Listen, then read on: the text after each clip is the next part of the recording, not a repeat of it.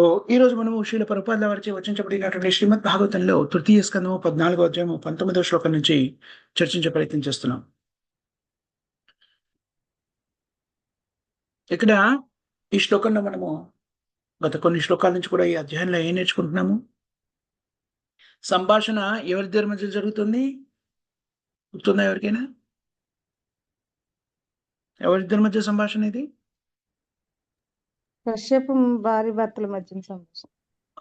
కశ్యపుడు మరియు దీతి వాళ్ళిద్దరు భార్యాభర్తలు. దీతి ఎవరు? దక్షిణి కుమార్తె. కశ్యపుడు భర్త.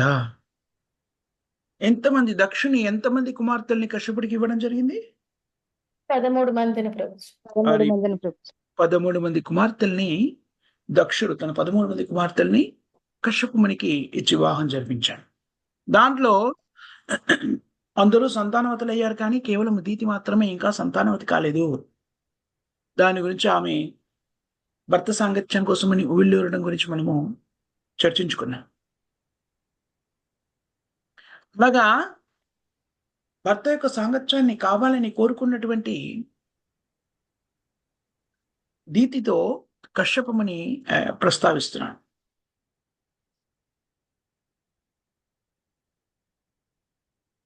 భార్య ఎంత సహకారి అంటే పురుషునికి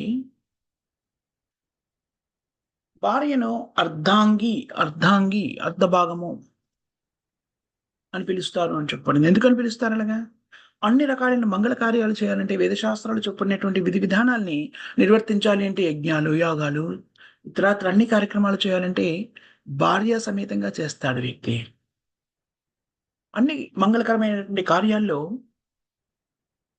ఆమె భాగస్వాములు అవుతుంది.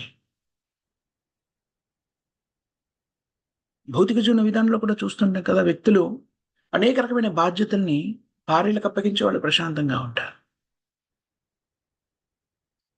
భౌతిక జీవన విధానం కూడాను, భౌతిక చట్టాలు కానివ్వండి, ఇతరత్ర దాన్ని గుర్తించాయి కాబట్టే సంపాదనంతా మగవాడే చేసినా కూడాను ఆ పురుషుడితో దాంపత్య జీవితాన్ని కొనసాగిస్తున్నటువంటి భార్యకి ఏదైనా ఇబ్బంది కలిగినా, లేకపోతే ఏ కారణం చేతనైనా, ఈ మధ్య కాలంలో వేదశాస్త్రాలు లేకపోయినప్పటికీ మనము నిర్దేశించుకున్న దాని ప్రకారంగా, మానవ చట్టాల ప్రకారంగా విడిపోయే అవకాశం ఉంది. కాబట్టి అలా విడిపోతే ఏం చేస్తారు? సమహక్కుల్ని ప్రసాదిస్తారు కదా.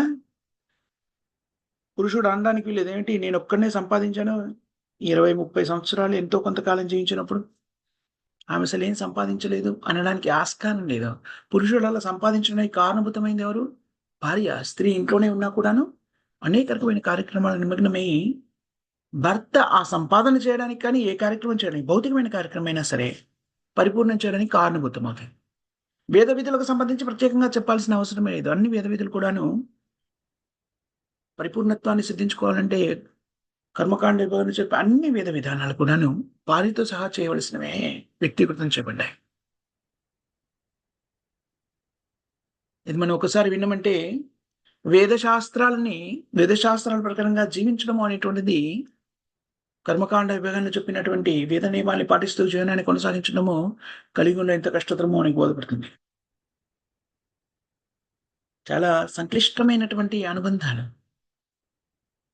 పాశ్చాత్య దేశాలు, ఇప్పుడు భారతదేశంలో కూడా ఉంది, పాశ్చాత్య దేశంలో మరీ ఎక్కువగా విచ్చలవిడిగాను.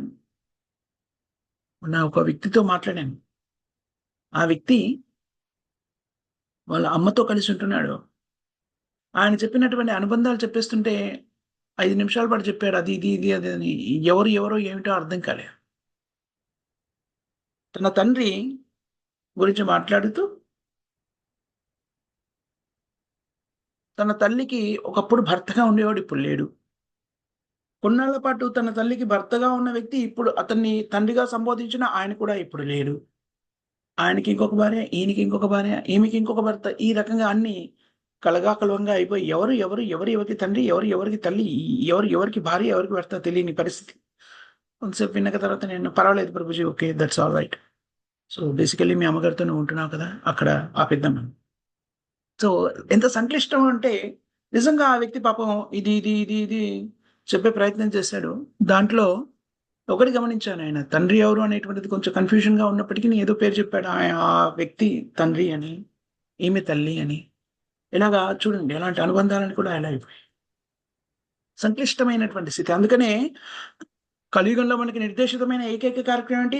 హరే నామ, హరే నామ, హరే నామైవ కేవలం కలియుగ నాస్తేవ నాస్తేవ నాస్తి. ఎందుకని చెప్పారు? ఊరికే చెప్పలేదు. కలియుగంలో వేద నియమాలన్నీ పాటించడం సాధ్యం కాదు అంటే, అన్నిటిని పరిగణనలోకి తీసుకొని, జీవన విధానం క్లిష్టతరమైంది. కాలపరిమితి, జీవన కాలము చాలా చాలా అల్పమైనటువంటిది. హ్మ్. దాంతో పాటు వ్యక్తుల మధ్య ఉండేటి అనుబంధాలు కూడాను అంత చిన్న భిన్నమైపోతున్నాయి. కానీ నిజానికి ఇక్కడ వేద శాస్త్రాల్లో భార్యని ఎలా గౌరవించారు? భర్త యొక్క అర్ధభాగిని. భర్త చేసే అన్ని కర్తవ్యాల్లో సగభాగం ఓ భార్యకి అందించబడింది. ఆమె చేయాలి కూడానే కదా! ఎవరైనా ఉండొచ్చు. నేను పెద్ద వ్యాపారిని, హ్మ్. లక్షల కోట్ల పరిశ్రమకి నేను అధిపతిని. దాని వెనుక భార్య యొక్క సహకారం ఎంతగానో ఉంటుంది.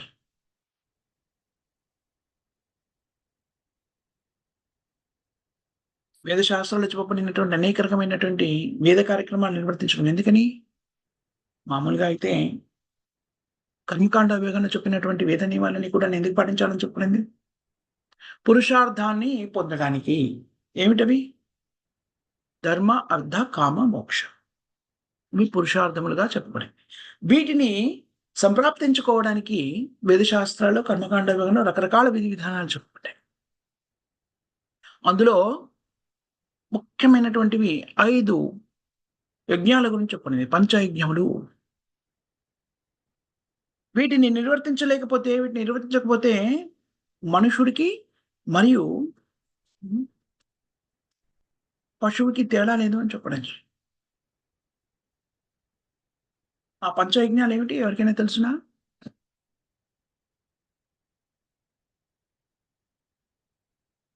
బ్రహ్మయజ్ఞ, బ్రహ్మయజ్ఞ, దేవయజ్ఞ, దేవర్షి యజ్ఞ, భూతప్తండు.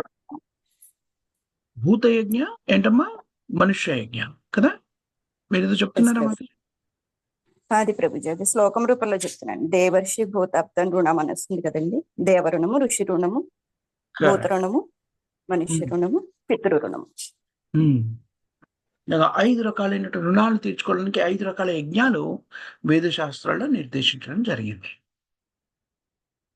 బ్రహ్మయజ్ఞ అంటే ఎవరికి చేయవలసింది? బ్రహ్మాన్ అంటే భగవంతుడికి మరియు సాధువులకి చేసేటువంటి యజ్ఞం. దేవయజ్ఞ అంటే దేవతల కోసం చేసేటువంటి యజ్ఞం. పితృయజ్ఞ అంటే మన పూర్వజులు, వంశపారంపర్యంగా ఉన్నవాళ్ళు ఉంటారు కదా! పూర్వజులు వాళ్ళ కోసం చేసే యజ్ఞం. భూతయజ్ఞ ఇతర జీవుల కోసం చేసే యజ్ఞం. మనుష్యయజ్ఞ మనుష్యుల కోసం. ఇతర భూతాలు అంటే అన్ని రకాల జీవాలకి. ఇతర మనుష్యయజ్ఞ. ఇలా 5 రకాల యజ్ఞాల్ని గృహస్థ జీవనంలో ఉన్నటువంటి వ్యక్తి నిర్వర్తించాల్సిన అగత్యం ఉంటుంది. మరి ఈ 5 రకాల యజ్ఞాల్ని చేయాలి అంటే భార్య యొక్క ఆవశ్యకత ఎంతగానో ఉన్నది. భార్య లేకుండా యజ్ఞాన్ని ఏవి చేయలేం. వేద శాస్త్రాలు మన పరిజ్ఞానానికి మూలాధారం. దాంట్లో యజ్ఞ విధానాలన్నీ కూడా చెప్పబడ్డాయి. అది సనాతన ధర్మానికి మూలము వేద శాస్త్రాలు. హ్మ్. ఆ వేద శాస్త్రాల్లో చెప్పబడినటువంటి యజ్ఞాలను నిర్వర్తించాలి అంటే ఖచ్చితంగా వ్యక్తి భార్య సహకారాన్ని పొందవలసిన అగత్యం ఉంటుంది.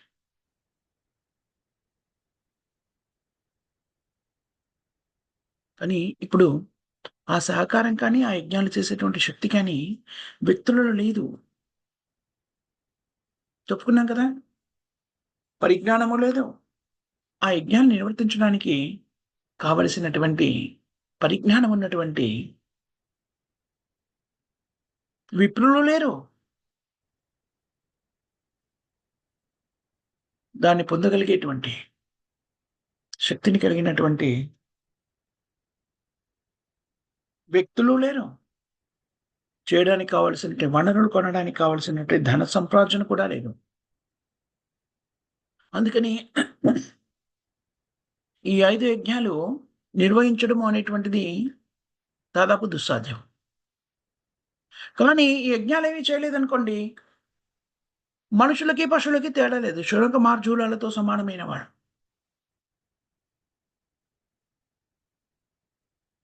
జంతు జీవనాన్ని కొనసాగించడం అంటే ఇదిగోండి వేద నియమాలన్నీ పాటించకుండా.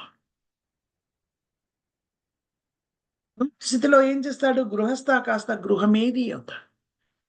భార్యని ఎలాగా? భోగ వస్తువుగా, భోగ్య వస్తువుగా పరిగణిస్తాడు. భార్యని పురుషుడు భర్త భోగ వస్తువుగా పరిగణించడమే కాదు, భార్య కూడా భర్తని భోగ వస్తువుగానే పరిగణిస్తుంది. అప్పుడు ఏమవుతుంది? దేహ సౌందర్యము, పురుషత్వము ప్రధాన అంశాలు అవుతాయి. అంటే అవన్నీ కూడా ఎందుకు? దేహ సౌందర్యం కానివ్వండి, పురుషత్వం కానీ ఇవన్నీ కూడా ఎందుకు? ఇంద్రియ భోగానుభవం కోసమని. ఇదే మూల కారణం అనుకోండి. దాంట్లో ఎలాంటి కలతలు ఏర్పడినా కూడాను విడిపోవడానికి సిద్ధపడతారు. చాలా సందర్భాల్లో వ్యక్తులు చెప్తుంటారు, ఏదైనా అంగవైకల్యం ఏర్పడినా, పురుషుడు కానీ స్త్రీ కానీ వంధ్యత్వము అంటే సంతానోత్పత్తిని చేయలేకపోయేటువంటి పరిస్థితి ఏర్పడినా ఏం చేస్తారు?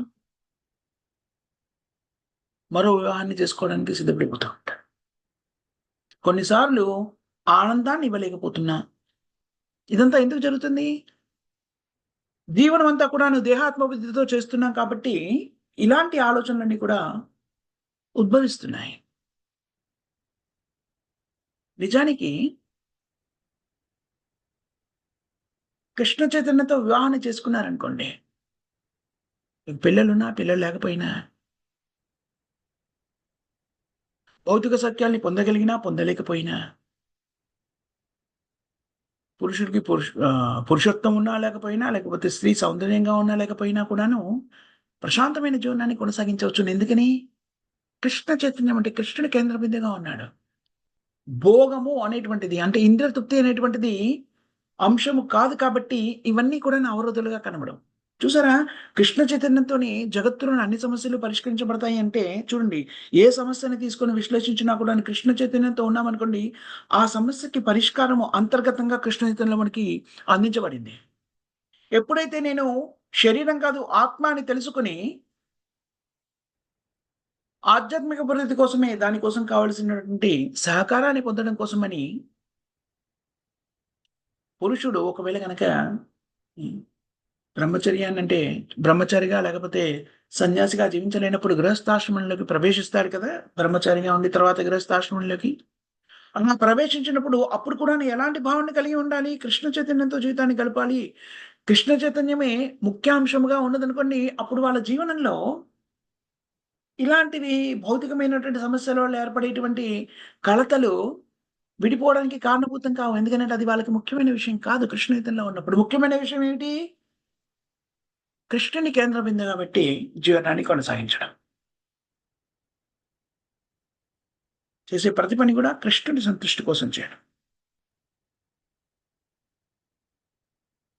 అప్పుడు ఏమవుతుంది చూడండి. ఇప్పుడు వ్యక్తి తన ఇంద్రియ తృప్తి కోసమని వివాహాన్ని చేసుకున్నాడు అనుకోండి. ఆ ఇంద్రియ తృప్తికి ఆటంకం ఏర్పడితే విడిపోవడాలు, గొడవలు అవన్నీ కూడా ఏర్పడతాయి. కానీ లక్ష్యము కృష్ణ భక్తి అనుకోండి.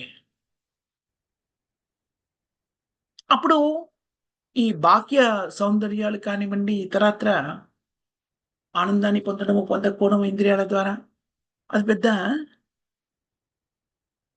ప్రాశస్తమైనటువంటి విషయంగా పరిగణించబడదు కదా!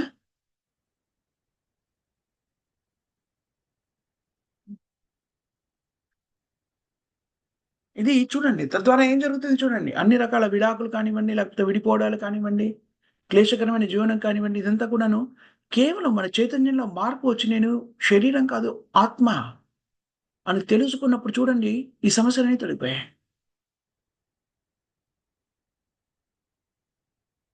చాలా సందర్భాల్లో భార్యాభర్తల మధ్య కలిగేటువంటి కలహాలు ఒకసారి చాలా మంది ఏం చెప్తుంటారు, చాలా సందర్భాల్లో భర్తల విషయంలో భార్యలు చెప్పడం నేను చాలాసార్లు నా భర్త నన్ను ప్రేమించడం లేదు, ఇంతకు పూర్వం చాలా ప్రేమించేవాడు, ఈ మధ్య అసలు నన్ను పట్టించుకోవట్లేదు. విషయం ఏమిటి అంటే భౌతిక జగత్తులో ప్రేమ అనేటువంటిది ఏం లేదు, అది భ్రాంతికరమైనటువంటిది. ప్రేమ కోసమని పెళ్లి చేసుకున్నాను, ఇవన్నీ కూడాను మాయాశక్తి చేత భ్రాంతికి లోబడినప్పుడు వ్యక్తులు వ్యక్తీకరించేటువంటి భావన మాత్రమే. భౌతిక జగత్తులో నిజమైన ప్రేమ అంటూ ఏం లేదు. ముఖ్యంగా భౌతిక సంబంధాల్లో ప్రేమ అనే దానికి అర్థమే లేదు. ఆ భ్రాంతికరమైనటువంటి స్థితిని ఊహించుకొని అది కనబడినప్పుడు మళ్ళీ దాన్ని ఆశ్చర్యచకితులవుతారు. అదేమిటండి భార్యని అలా చేశారు, అదేమిటండి భర్తని అలా చేశారు, ప్రేమే లేదు, పిల్లల్ని అలా చేశారు, తల్లిదండ్రులు ఇలా చేశారు, అసలు ప్రేమే లేదు భౌతిక జగత్తులో. మరి వివాహం ఎందుకు చేసుకోవాలని చెప్పబడింది శాస్త్రంలో? ఆధ్యాత్మిక పురోగతి కొరకే ప్రామాణిక శాస్త్రాలందు వివాహ బంధం అని చెప్పబడింది. ఇంకొకటి ఏమిటి, భగవంతుని యొక్క కార్యము పరిపూర్ణమవుతుంది. వివాహం చేసుకోవడం ద్వారా ఏం చేస్తున్నారు మీరు? సంతానోత్పత్తిని పొందడం ద్వారా కొన్ని జీవాత్మలు మానవ శరీరాన్ని పొంది జన్మమృతి జరావచక్రం నుంచి బయటపడడానికి కావలసినటువంటి పరిస్థితిని కల్పిస్తున్నాడు. చూడండి, ఇదంతా కూడాను క్రమ పద్ధతిలో ఆధ్యాత్మిక పురోగతి కోసమై నిర్దేశించబడినటువంటి విధానం ఇది. ప్రేమతో చేశారు, ఇదంతా కూడాను భ్రాంతికరమైనటువంటి. ఎందుకంటే గమనించండి, జీవులందరిలో కూడా ప్రేమించే తత్వం ఉంది, కానీ ఎవరిని ప్రేమించాలి? అది కృష్ణుడిని ప్రేమించాలి. అది మాత్రమే శాశ్వతమైనది, నిజమైనది. మిగిలిన వాళ్ళని ప్రేమించడము అదంతా కూడాను అశాశ్వతమైనటువంటిది, భ్రమపూరితమైనటువంటి.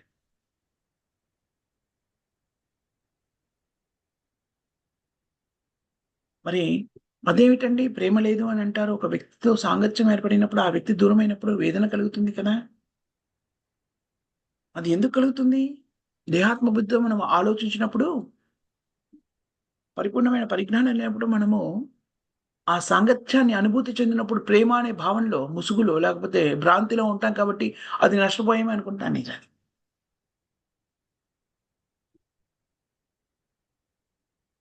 భ్రాంతికరమైనటువంటిది భౌతిక జీవనం. చూడండి ఎంత భ్రాంతికరమైనటువంటిదో.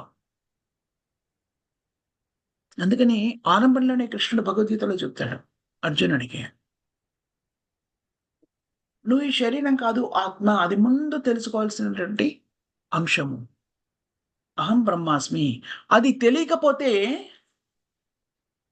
అన్ని రకాల సమస్యలని కొని తెచ్చుకున్నాడు అన్నమాట. ఒక్కసారి దాన్ని పరిపూర్ణంగా స్వీకరించామనుకో, నేను అసలు ఈ శరీరమే కాదు, నేను ఆత్మని పూర్తిగా 100% జీర్ణించుకున్నారనుకోండి, భౌతిక సమస్యలన్నీ కూడాను అసలు సమస్యలా మనకు కనబడవు. మనం చెప్పకుండా చూడండి, సమస్యలన్నీ కూడాను తుత్తునీయాలు అంటారు చూడండి, అలా దూది పింజల్లా తేలిపోతాయి, ఎగిరిపోతాయి అన్నీ కూడా.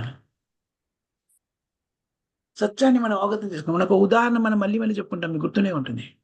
మీరు పిల్లల్ని సముద్ర పుట్టుని తీసుకెళ్తే వాళ్ళు మట్టితో, ఇసుకతోని ఇల్లు కట్టేస్తారు. ఏ తరంగమో లేకపోతే అలనో వచ్చేసి దాన్ని లాక్కొని వెళ్ళిపోయింది అనుకోండి, పిల్లలు విపరీతంగా ఏడుస్తారు. నిజంగా నివాసయోగ్యమైన ఓ ఇంటిని కోల్పోతే ఎలా ఏడుస్తారో అలా ఏడుస్తారు. ఎందుకంటే వాడికి అది ఆ కఠిన ఇల్లు నిజంగానే తన సొంత ఇల్లులా భావిస్తారు. అంటే ఆ అనుబంధాన్ని ఏర్పరచుకున్నాం కాబట్టి. ఏమిటది? భ్రాంతికరమైంది కదా, అది నిజమైన ఇల్లు కాదు, కానీ భ్రాంతికరమైందా కూడాను అనుబంధాన్ని ఏర్పరచుకున్నాడు కాబట్టి ఆవేదన చెందుతాడు.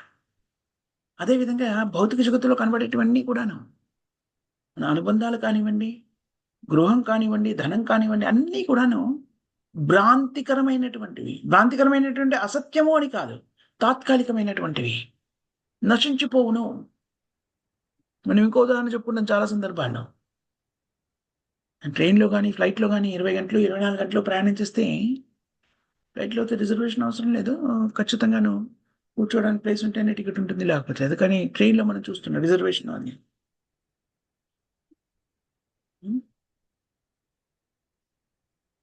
అది ఎంతవరకు మనము చూపిస్తామో సరే, రాత్రి ఉంటాను కాబట్టి కాళ్ళు చాపి నిద్రించడానికి కొంత అనువుగా ఉంటే చాలని చూసుకుంటాం. అంతేకాని అది దాంట్లో 2 బెడ్‌రూమ్స్ ఉన్నాయా, కిచెన్ బాగుందా, ఇవన్నీ ఏం చూసుకోం కదా, అవన్నీ అవసరం లేని కదా.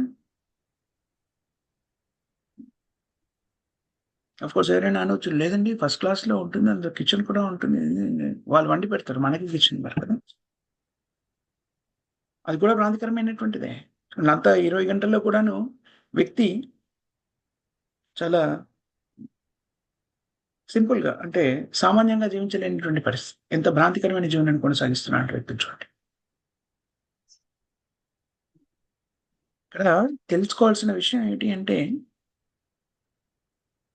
భార్యాభర్త వివాహ బంధము అనేటువంటిది 2 కారణాల వల్ల ఏర్పడి చూడండి. ఒకటి, నిజానికి రెండింటి యొక్క సారాంశం తీసుకున్నట్టయితే ఒకటే కారణం. అదేమిటి? ఆధ్యాత్మిక పురోగతి. మొదటిదేమిటి? రకరకాలైనటువంటి వేద శాస్త్రాలు చెప్పిన నియమాల్ని పాటిస్తూ తద్వారా ఆధ్యాత్మిక పురోగతి చెందడం. మరొకటి, భగవంతుని సృష్టికి సహకరిస్తూ జీవులకి మనుష్య రూపాన్ని ప్రసాదించే ప్రయత్నం చేయడం. మనుష్య రూపాన్ని ప్రసాదించినప్పుడు అంటే మనకి కలిగే సంతానము ఎలా ఉండాలి, దాన్ని మనం ఎలా పోషించాలి, వాటిని కృష్ణ చైతన్య భావనతో వాళ్ళని పెంచాలి. లేకపోతే ఏం జరుగుతుంది? మనకి పశువులకి, శునక మార్జానాలకి మనకి తేడా లేదు అని చెప్తున్నారు. చూడండి, చాలా ముఖ్యమైన అంశం.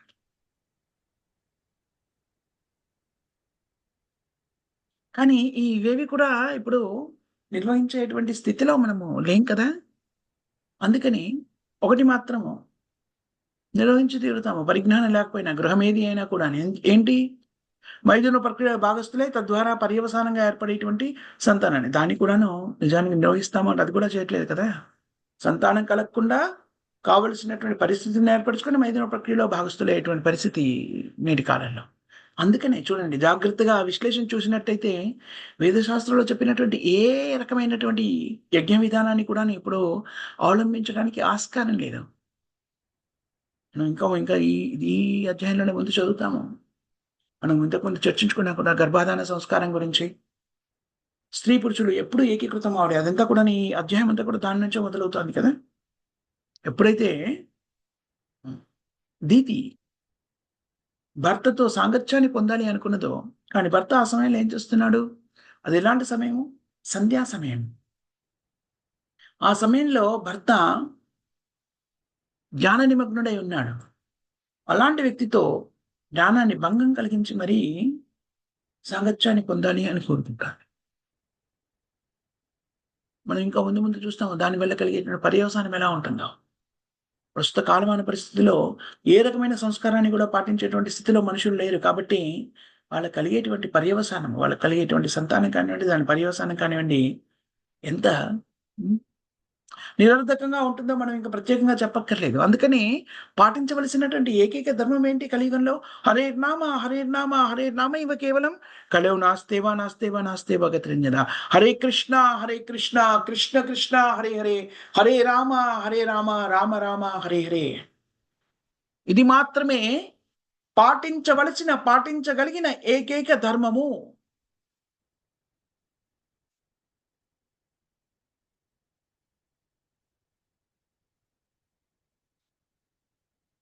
అందుకని ఎలాంటి సంశయం లేకుండా పరిపూర్ణమైన విశ్వాసంతో మనము కృష్ణేతాన్ని మన జీవితంలోకి స్వీకరించాలి. అది స్వీకరించాలి అంటే మనం ఏం చేయాలి?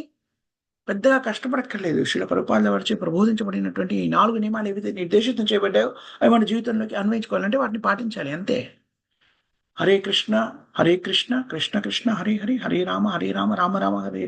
ఈ మహామంత్రాన్ని ఇప్పుడు ఒకసారి జపిస్తే ఒక మంత్రం ఏంటది? 108 సార్లు ఈ మహామంత్రాన్ని జపిస్తే ఒక జపమాల అవుతుంది. కనీసంగా 16 జపమాలను అనిత్యము జపించాలి. ఎలాంటి నియమ నిబంధనలు లేవు, కానీ ఒక సూచన ఉంది. ఆ సూచన ఏమిటి? ఈ నామాన్ని జపిస్తున్నప్పుడు ఈ నామాన్ని శ్రద్ధగా మన చెవులతో మనం వినాలి. ఇది ఒక్కటే నియమం, ఇంకేం. మరొక నియమం ఏం చెప్పారు? మనం ఏం పూజించినా కూడా కృష్ణునికి నివేదించినటువంటి దాన్ని కృష్ణ ప్రసాదంగా స్వీకరించాలి.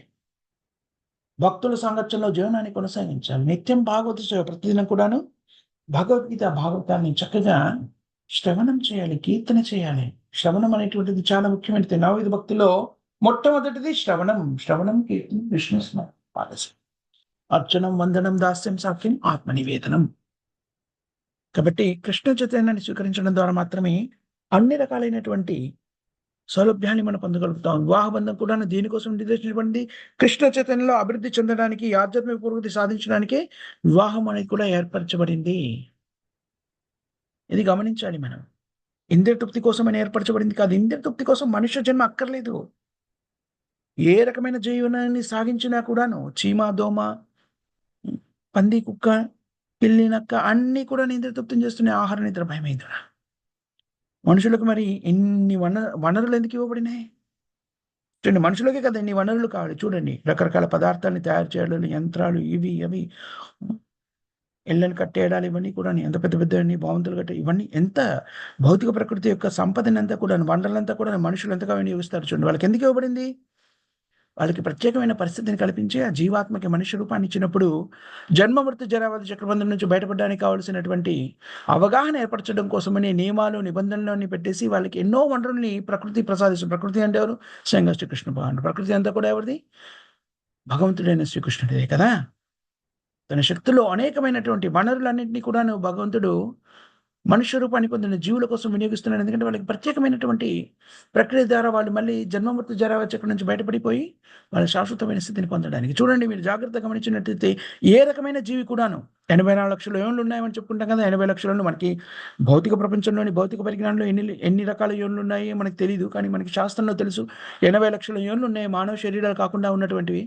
ఆ శరీరంలో ఉన్న ఏ జీవికి కూడాను మనుషులు ఉపయోగించేంతగా ఉపయోగించచ్చు. చూడండి, మనిషి ఒక్కడే ఉన్నా కూడాను అపార్ట్మెంటో, ఇల్లు ఏదో ఒకటి కావాలి. ఎంత స్థలాన్ని వినియోగిస్తాడు చూడండి. ఎన్ని రకాల పదార్థాలను వినియోగిస్తాడు, ఎన్ని రకాలైన వస్తువులు వినియోగిస్తాడు.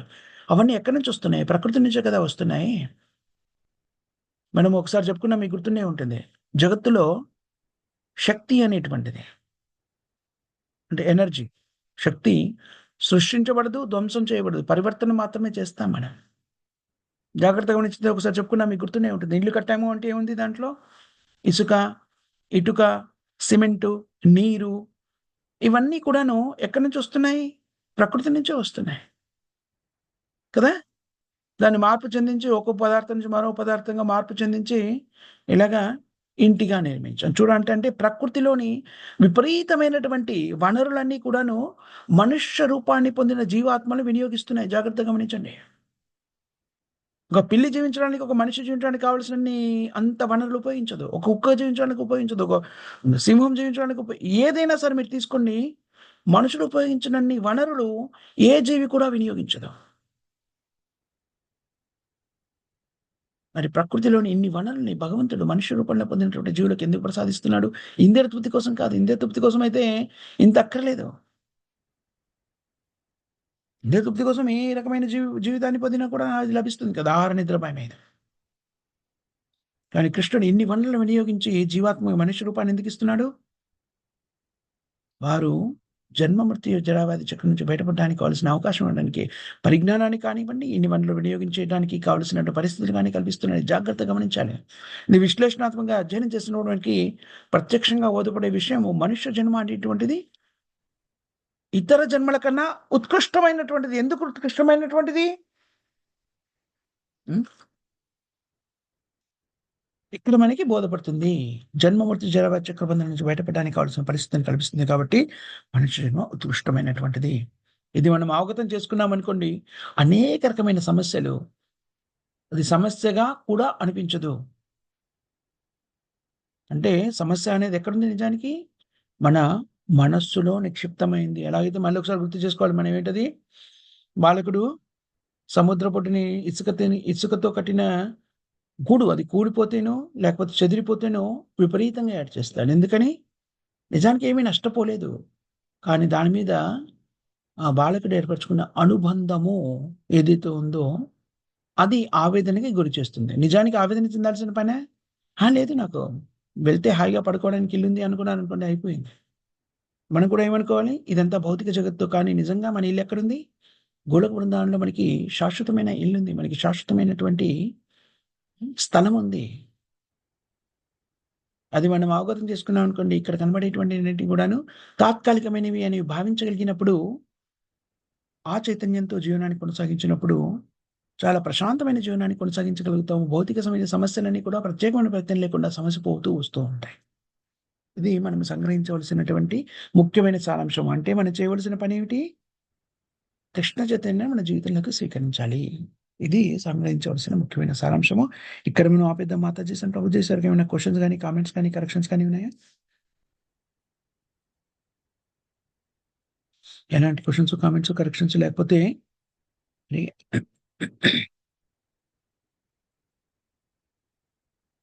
హరే కృష్ణ ప్రభు. కృష్ణ. సో, ఈనాటి కార్యక్రమాన్ని ఒకసారి మనము పునరావృతం చేసుకునే ప్రయత్నం చేస్తాం కదా! 8 గంటల నుంచి 9 గంటల వరకు హిందీలో భగవద్గీత నుంచి మనం చర్చిస్తాము. దాని తర్వాత మళ్ళీ 10:30-11 వరకు జపయజ్ఞ కార్యక్రమం, 11-11:30 వరకు శ్రీల ప్రభుపాద గారి గ్రంథాల నుంచి శ్రవణము, పఠనము, విశ్లేషణాత్మక చర్చ జరుగుతుంది. దాని తర్వాత మళ్ళీ 5:30-6 వరకు జపయజ్ఞ కార్యక్రమం, 6-7 వరకు తెలుగులో భగవద్గీతను చర్చిస్తాము. అవి ఈనాటి మన కార్యక్రమాలు. కాబట్టి భక్తులంతా కూడాను ఈ ఆధ్యాత్మిక కార్యక్రమంలో భాగస్థులై రోజంతా కూడా కృష్ణ చైతన్యంతో గడపవలసిందిగా విజ్ఞప్తి. హరి హరి బోల్. ప్రేమధ్వని ఎవరు చెప్తారమ్మా? ప్రభుజీ హరే కృష్ణ. హరి బోల్ మాత. ప్రభుజీ ఆధ్యాత్మికలో మనం ఉన్నాం కాబట్టి ఆధ్యాత్మికలో ఉన్నాం కాబట్టి ఇది మాయ అనుకుంటున్నాం ప్రభుజీ. భౌతికంగా ఉన్న వాళ్ళు వాళ్ళకి ఎట్లా తెలుస్తుంది మా ప్రభుజీ? ప్రపంచం అంతా అంధకారంలో ఉంటుంది కదా ప్రభుజీ, తెలుసుకోలేకపోతున్నారు. ఇలా వాళ్ళంతా కూడా మనం ఆధ్యాత్మికంగా పరిజ్ఞానాన్ని సంతరించుకున్నాం కాబట్టి ఇదంతా మాయా అని తెలుస్తుంది. ఇది లేని వాళ్ళు ఎలా అని అడుగుతున్నారా? అదేనా మీ ప్రశ్న? అదే ప్రభుజీ. అవును కదా మరి. జన్మమృత్యు జరావధి చక్రబంధంలో చిక్కుకుని అలా ఎన్ని సార్లు అలా పరిభ్రమిస్తున్నారో తెలియదు కదా.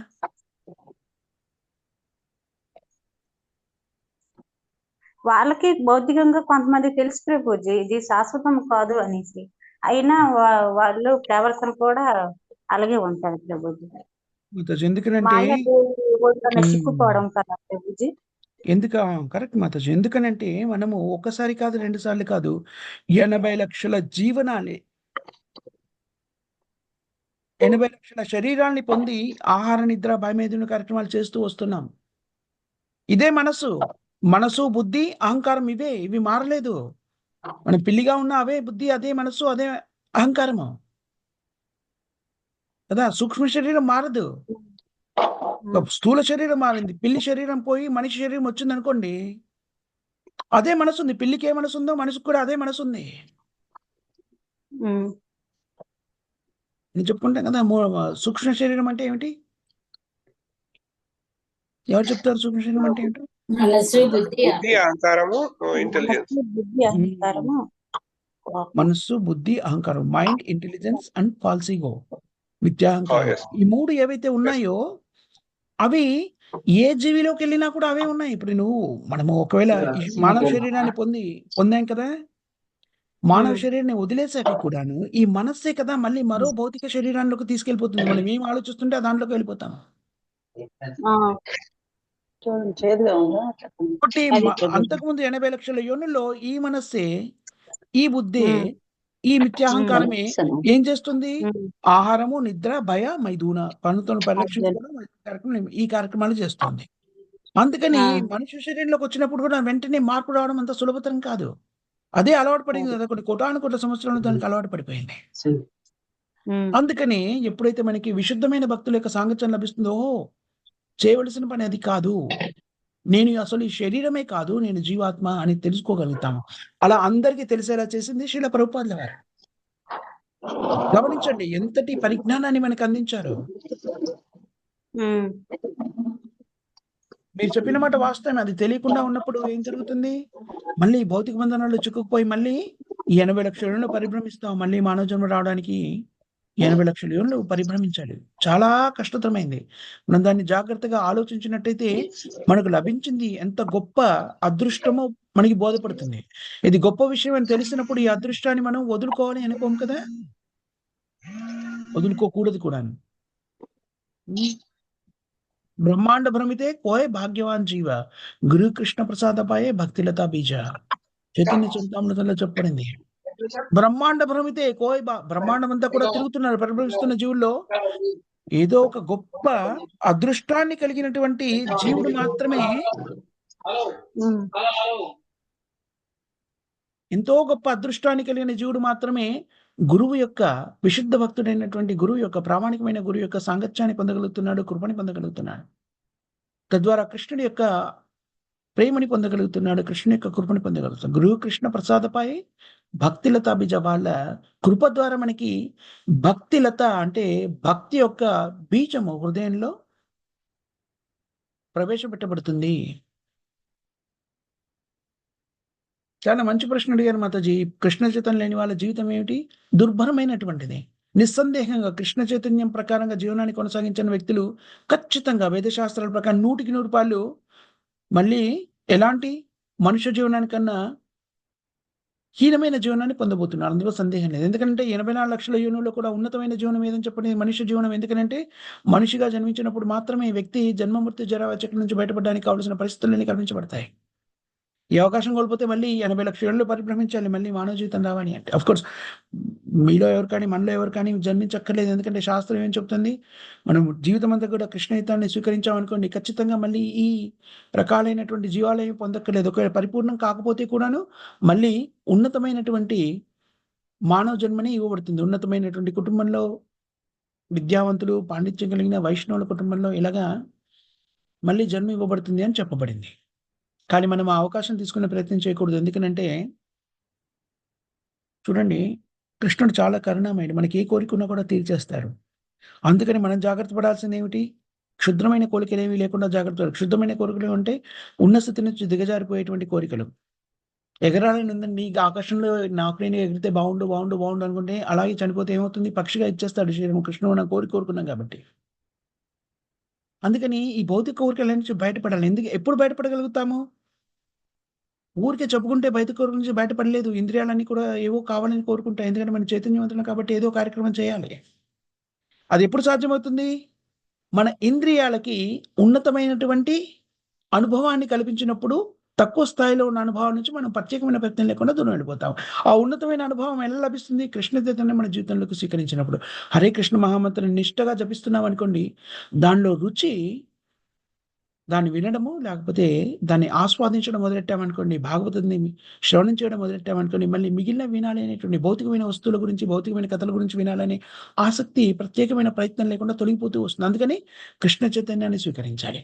ప్రయత్నపూర్వకంగా స్వీకరించడం ఏంటి? అభ్యాస యోగయుక్తాన్ని అభ్యాసం చేయడం. దాన్ని ఎలా చేయాలి అనేది 4 నియమాల ద్వారా ప్రభుపాద ద్వారా మనకు నిర్దేశించారు. మనం ఏ స్థితిలో ఉన్నా సరే ఈ 4 నియమాల్ని పాటించామనుకోండి, మెల్లిమెల్లిగా భౌతికత్వం అంతా కోల్పోయి మనలో ఆధ్యాత్మిక స్థితికి చేరుకుంటాము. బ్రహ్మభూత ప్రసన్నాత్మ నా శోచతి నా కాంక్షతి, ఆ స్థితికి చేరుకుంటాం.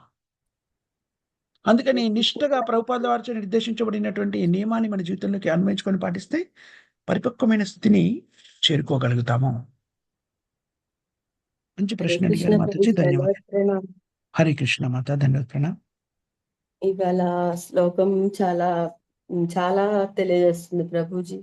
చాలా బాగా చెప్పారు మీరు. గృహస్థ జీవనం ఎలా సమాజాన్ని మొత్తానికి ఎలా వెన్నుముక లాంటిదో ఈ శ్లోకంలో బాగుంది ప్రభుజీ.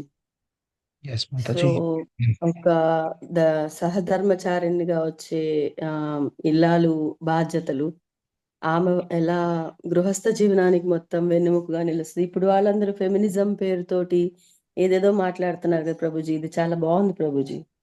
వాళ్ళందరికీ కూడా అందరికీ సమాజంలో అందరికీ తెలియాల్సిన విషయం ప్రభుజీ. మనకి మాత్రమే తెలుస్తుంది ఇది, కృష్ణ డివోటీస్ కి మాత్రమే. అందుకని ఏం చేయాలి? మనము అందరిని ఇక్కడ కృష్ణ భక్తులు చేయాలంటే కృష్ణుడు చెప్పిన ఈ సమాచారాన్ని అందరికీ అందిస్తూ రావాలి. అందరికీ తెలియాలి కదా, మరి అజ్ఞానంలో ఉన్నారు పాపం. అందుకని మనం కరుణనిస్తూ అందరికీ కూడా శ్రీల ప్రభుపాద వారి ప్రబోధనలు అందరికీ చేరేలాగా, ప్రభుపాద వారి ప్రబోధనలు అంటే ఏమిటి? కృష్ణ ప్రబోధనలు చేరేందుకు మన వైపు నుంచి మన ప్రయత్నం చేయాలి. అందుకని అందరికి కూడాను కృష్ణుడికి సంబంధించిన ఈ సమాచారం అందిస్తూ రావాలి. మనకి ఏ స్థాయిలో వీలైతే ఆ స్థాయిలో. మంచి మాట చెప్పారు మా మాధురి మాతాజీ, ధన్యవాదాలు. శ్రీల ప్రభుపాద వారికి అంతా చక్కగా ఎంత చక్కగా వివరించారు. ఏ హరి హరి శ్లోకానికి ప్రభుజీ ఈ మీనింగ్ ఏ శ్లోకానికి చెప్పారు ప్రభుజీ? 19 అండి, 19 20 అండి? 19వ శ్లోకం అమ్మా. 3వ స్కందంలో 19 14వ అధ్యాయం 19వ శ్లోకం. 19 ఓకే అండి. హరి హరి ఓం. హరే కృష్ణ. హరి ఓం. ప్రేమధ్వని ఎవరు చెప్తారన్నా? జగద్గురు శ్రీల ప్రభుపాదికి జై. హరినామ సంకీర్తన్ కి జై. నామాచార్య హరిదాస్ ఠాకూర్ కి జై. సామవేద భక్త బృంద की जय. ग्रंथराज श्रीमद् भागवतम की जय. థ్యాంక్ యూ వెరీ మచ్ మాతాజీ సెంట్ ప్రభుజీ. శ్రీల ప్రభుపాద వారి గ్రంథాలను చర్చించే అవకాశం కల్పించిన మీ అందరికీ కూడాను హృదయపూర్వకమైన కృతజ్ఞతలు, ధన్యవాదాలు. హరే కృష్ణ. హరే కృష్ణ. హరే కృష్ణ ప్రభుజీ దండవత్ హరే ప్రణామం. కృష్ణ ప్రభుజీ దండవత్ హరే కృష్ణ ప్రభుజీ దండవత్ ప్రణామం. హరే కృష్ణ మాతాజీ హరే సెంట్. కృష్ణ ప్రభుజీ దండవత్ ప్రణామం. హరే కృష్ణ ప్రభుజీ దండవత్ ప్రణామం. హరి హరి हरे कृष्ण प्रभु जी धन्यवाद प्रणाम। దండవత్ ప్రణామ మాతా. హరే హరే కృష్ణ. కృష్ణ దండవత్ ప్రణామం. హరే కృష్ణ మాతాజీ సెంట్ ప్రభుజీ దండవత్ ప్రణామ. श्री कृष्ण प्रणाम प्रभु जी। హరే కృష్ణ.